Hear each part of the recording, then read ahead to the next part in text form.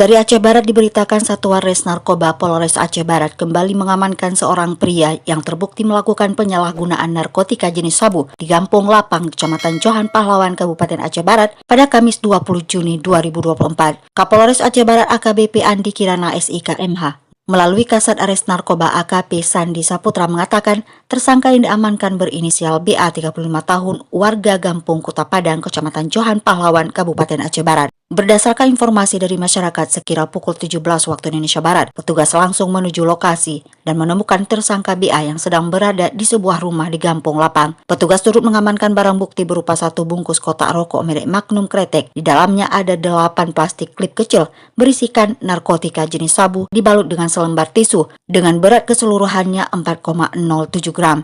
Dan juga satu unit handphone merek Samsung warna hitam yang diamankan dari tersangka. Untuk saat ini tersangka sudah diamankan ke Polres Aceh Barat